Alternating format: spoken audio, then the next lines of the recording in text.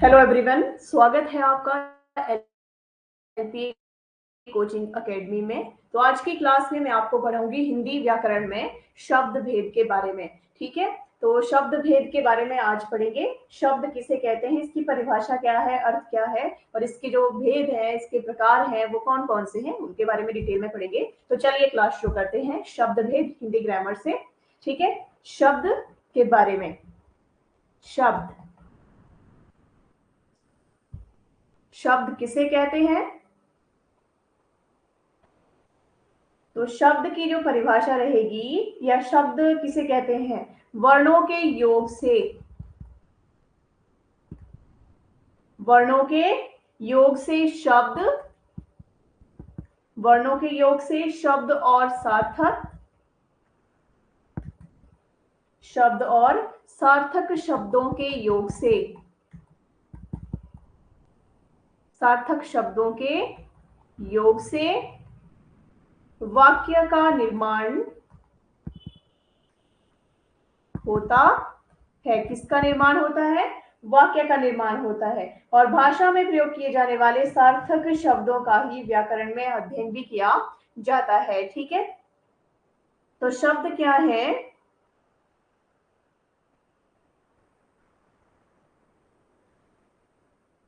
या शब्द की जो परिभाषा, डेफिनेशन रहेगी, उस तो कौन सी डेफिनेशन रहेगी?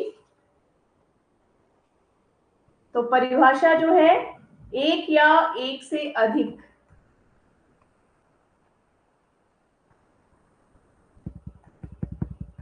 एक या एक से अधिक सार्थक वर्णों, एक या एक से अधिक सार्थक वर्णों के समूह को शब्द कहते हैं। को क्या कहते हैं? शब्द कहते हैं। ठीक है, तो इस तरह से एक या एक से अधिक वर्णों के मेल से बनी हुई स्वतंत्र सार्थक इकाई शब्द कहलाती है। ठीक है, तो इस तरह से भारतीय संस्कृति में शब्द को क्या कहा गया है? भारतीय संस्कृति में शब्द को ब्रह्मा कहा गया है। ठीक है, क्या कहा गया है? भारतीय संस्कृति में शब्द को ब्रह्मा कहा गया है। ठीक है, और वाक्य में प्रयुक्त शब्द पद कहलाते हैं। तो ये शब्द जो है, या शब्द की परिभाषा कहलाती है। ठीक है, तो ये जो है इसकी डेफिनेशन रहेगी, एक या एक से अधिक वर्णों के मेल से बनी हुई स्वतंत्र सार्थक इकाई शब्द कहलाती है। ठीक है, a word is a basic element of language that carries meaning, can be used on its own and it's uninterpretable। तो ये जो है इसकी डेफिनेशन रहेगी शब्द की। यहाँ तक आपको अच्छे से शब्द के बारे में पता लग गया होगा। इसके आगे शुरू करते हैं शब्द के भेद। ठीक है, तो शब्द के भेद कौन कौन से हैं, उनके बारे में शुरू करते हैं। शब्द के भेद,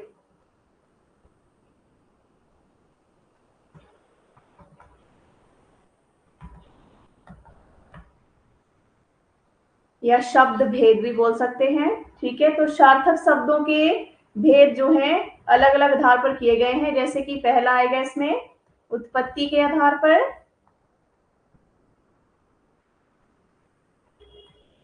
उत्पत्ति के आधार पर। दूसरा व्युत्पत्ति के आधार पर, व्युत्पत्ति के आधार पर। तीसरा प्रयोग के आधार पर, प्रयोग के आधार पर। और चौथा अर्थ के आधार पर। तो ये भेद है इसके शब्द भेद। ठीक है, तो शब्द भेद जो है,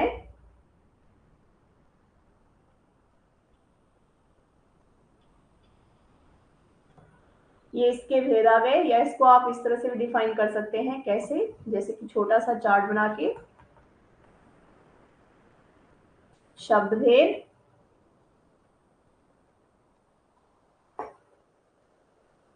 जैसे कौन से?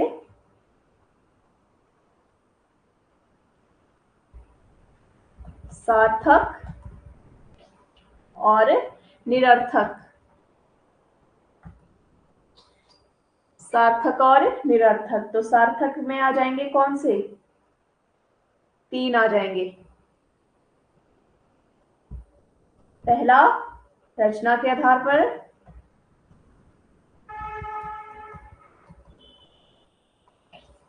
रचना के आधार पर, दूसरा उत्पत्ति के आधार पर, और तीसरा अर्थ के आधार पर।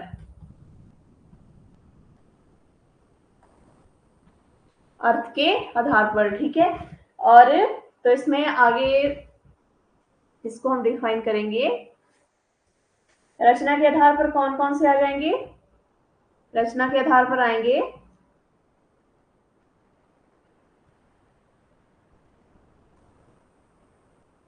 रूढ़ शब्द, ठीक है। इसके अलावा यौगिक शब्द,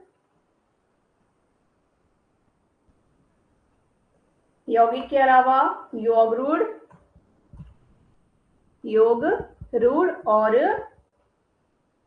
ये आगे इसमें, ठीक है। और यौगिक के आगे आ जाएंगे उपसर्ग के योग से बने, ठीक है। उपसर्ग के योग से बने, प्रत्यय के योग से बने हुए शब्द, ठीक है। उपसर्ग और प्रत्यय से, दोनों से बने, उपसर्ग प्रत्यय से बने और शब्दों के योग से बने शब्द यौगिक में आगे डिफाइन होंगे, ठीक है। और जबकि उत्पत्ति के आधार पर जो है, उत्पत्ति के आधार पर आगे शब्दों के जो भेद आएंगे कौन कौन से आएंगे? तत्सम,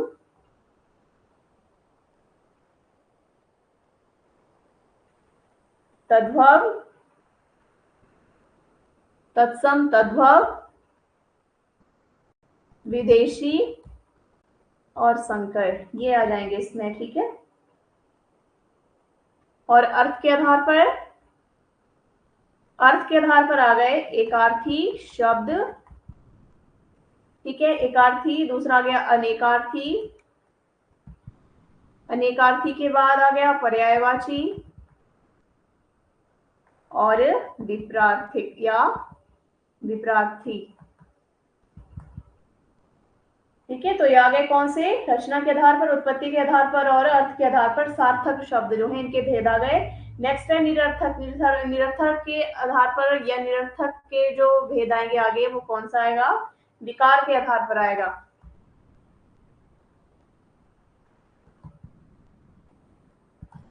विकार के आधार पर, विकार के आधार पर कौन से आ जाएंगे इसमें? विकार के आधार पर एक तो आ जाएगा विकारी और दूसरा आएगा अविकारी। विकारी में कौन से आएंगे? विकारी में आ गए संज्ञा, विकारी शब्द कौन से हो गए? जैसे संज्ञा है, सर्वनाम आ गए, ठीक है। इसके अलावा विशेषण है और क्रिया आ गई, तो ये विकारी शब्द हो गए। जबकि अविकारी शब्द कौन से होंगे? अविकारी जो होंगे वो आएंगे क्रिया विशेषण, क्रिया विशेषण, संबंध बोधक, संबंध बोधक, समुच्चय बोधक,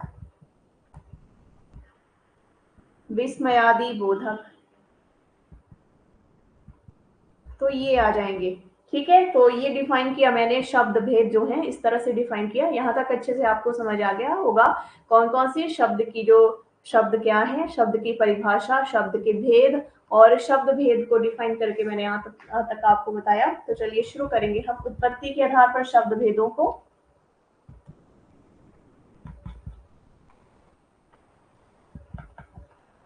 उत्पत्ति के आधार पर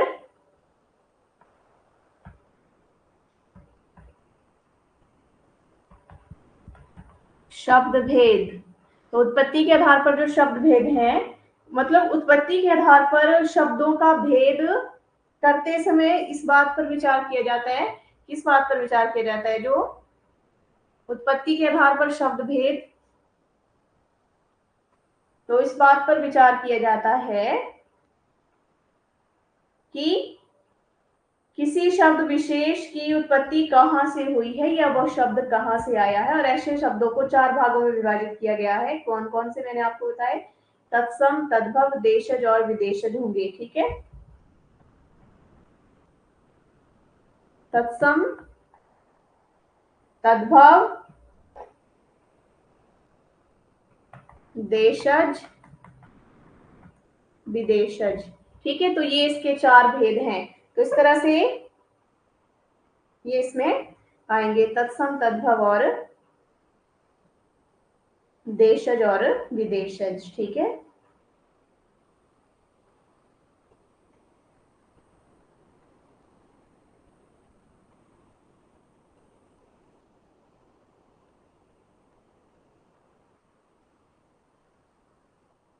तो तत्सम कौन से है, यहां पे मैं डिफाइन करके आपको बता दूं। तत्सम शब्द वो हैं, ऐसे शब्द जिन्हें बिना किसी परिवर्तन के संस्कृत से हिंदी में शामिल किया गया है। ठीक है, संस्कृत से कहां पे, हिंदी में शामिल किया गया है। ठीक है, जैसे आम्र, उष्ट, ऐश्वर्य, षष्टि आदि जो है इसमें आएंगे। ठीक है, और जो तद्भव शब्द हैं, तद्भव शब्द कौन से आएंगे, ऐसे शब्द जो संस्कृत से हिंदी में आने पर उनका रूप बदल गया। संस्कृत से हिंदी में आने पर उनका, उनकी जो फॉर्म है वो चेंज हो गई, रूप चेंज हो गया। ठीक है, इसके अलावा देशज शब्द कौन से होंगे, देशज शब्द वे हैं ऐसे शब्द जो देश की अन्य या क्षेत्रीय भाषा से हिंदी में शामिल किए गए। ठीक है, और विदेशज या आगत विदेशी शब्द जो हैं, अन्य देश की भाषा से आए हुए शब्द जो हिंदी भाषा में शामिल हुए, और इन विदेशी भाषाओं में मुख्यतः कौन सी, अरबी, फारसी, तुर्की, उर्दू, अंग्रेजी, पुर्तगाली शामिल हैं। तो ये इसमें विदेशज में आ जाएंगे। ठीक है, तो ये है उत्पत्ति के आधार पर इसके भेद, शब्द भेद। ठीक है, तो नेक्स्ट आएगा व्युत्पत्ति के आधार पर,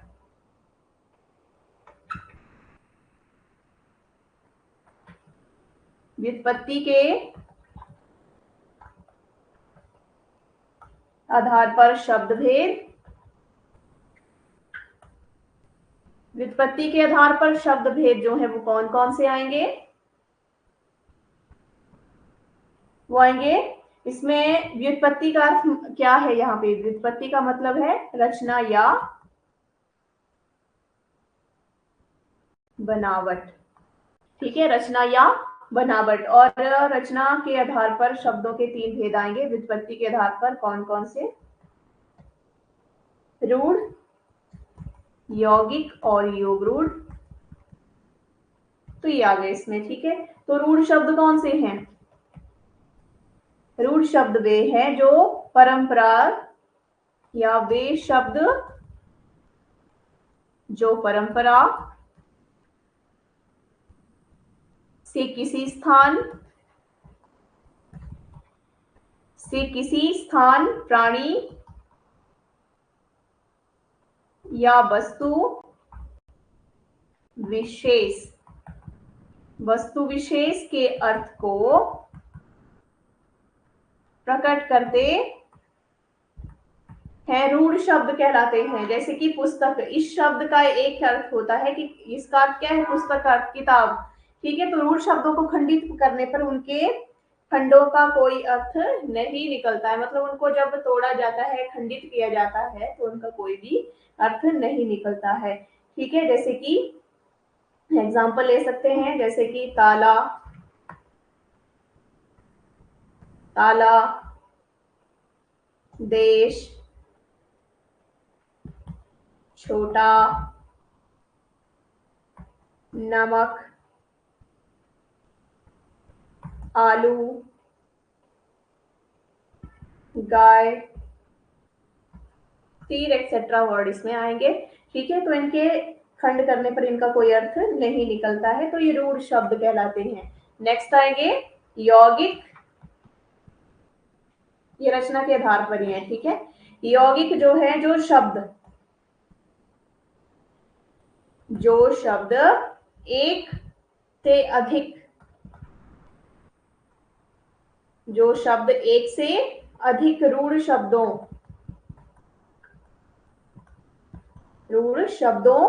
के प्रयोग से बनते हैं,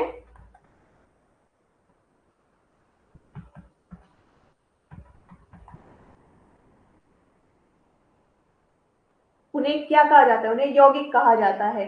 यौगिक शब्द के खंड किए जाने पर प्रत्येक खंड का अपना रूढ़ अर्थ होता है, मतलब इनके अपने अर्थ होते हैं अगर इनको खंडित भी किया जाएगा तो। जैसे कि एग्जाम्पल है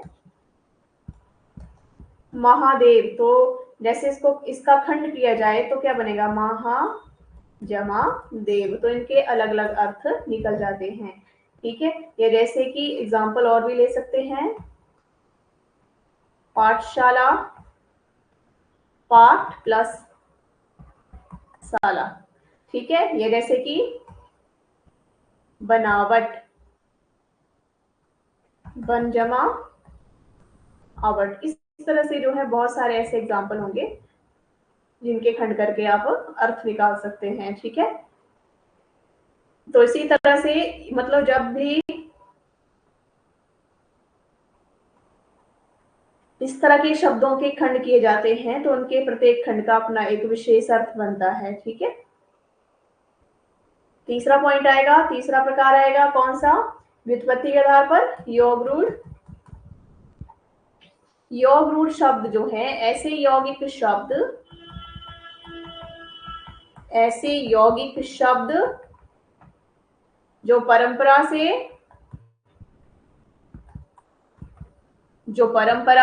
किसी विशेष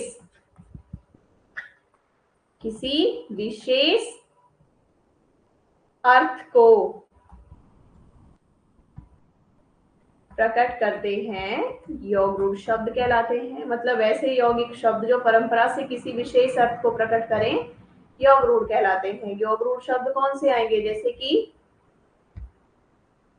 मतलब इनके खंडों में अर्थों से अलग, मतलब अर्थों से अलग अलग ये शब्द किसी अन्य विशेष अर्थ का बोध कराते हैं। जैसे कि एग्जाम्पल में आप समझ सकते हैं, जैसे कि दशानन, तो दशानन का मतलब क्या हो गया, 10 है आनन, 10 आनन मतलब मुख, 10 है आनन मतलब 10 है मुख जिसके, कौन होगा, रावण। तो अनेक मतलब भिन्न अर्थ निकाल सकते हैं। ठीक है, 10 है आनंद जिसके मीन्स रावण, दशानन। ठीक है, और भी एग्जाम्पल बहुत सारे हैं, जैसे कि पंकज, पंकज का मतलब कीचड़ में जन्मा, कीचड़ में जन्मा मतलब कमल, तो ये अर्थ इसमें निकलते हैं। जैसे कि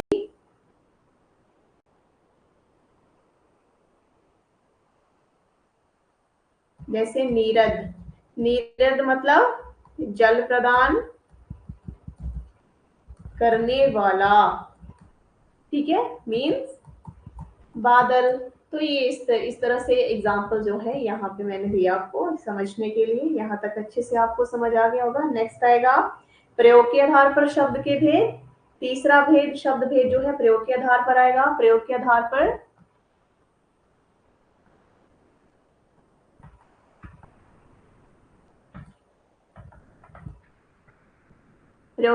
पर शब्द भेद, तो प्रयोग के आधार पर शब्द भेद जो है वो कौन से आएंगे, प्रयोग के आधार पर शब्द भेद दो वर्णों में वर्गों में विभाजित है। एक तो आ गया विकारी, दूसरा आ गया अविकारी। विकारी और अविकारी। विकारी शब्द कौन से आएंगे, विकारी शब्द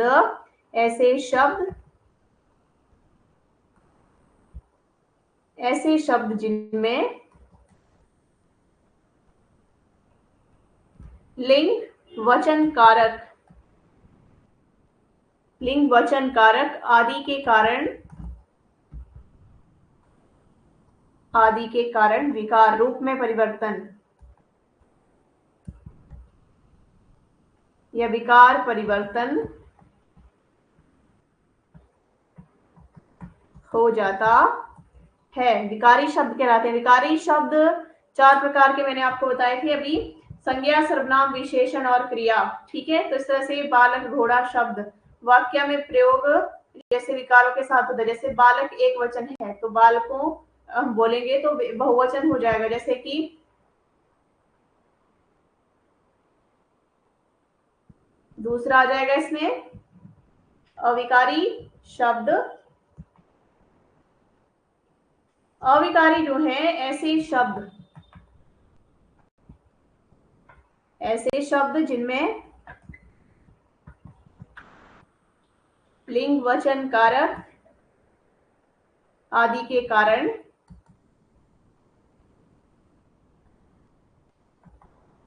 किसी भी प्रकार का या कोई भी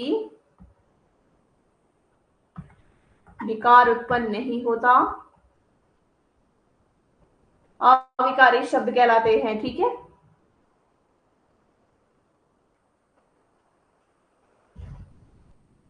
जैसे आगे, यहां, कम, धीरे, इस तरह से शब्द जो है आते हैं। या मतलब ये जो है ये शब्द जो है पुल्लिंग और स्त्रीलिंग तथा एक वचन और बहुवचन में एक ही बने रहते हैं। ठीक है,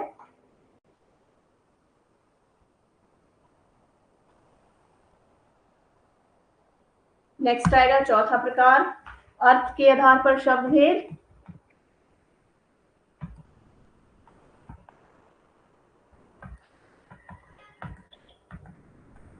अर्थ के आधार पर शब्द भेद जो है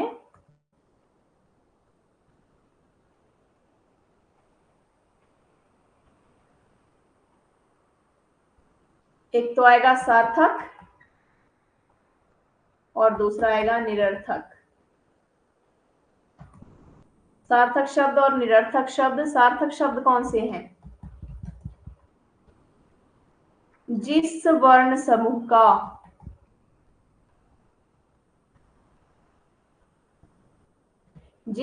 समूह का स्पष्ट रूप से कोई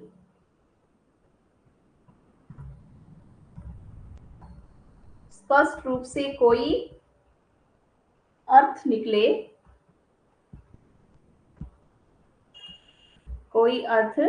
निकले उसे सार्थक शब्द कहते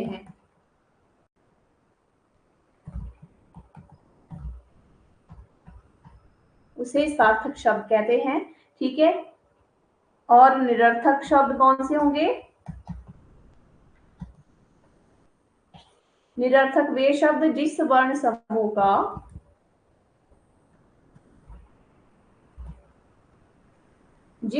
समूह का कोई अर्थ ना निकले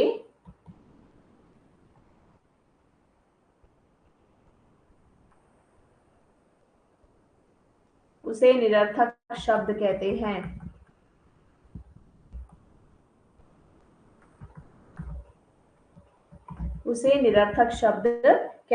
ठीक है,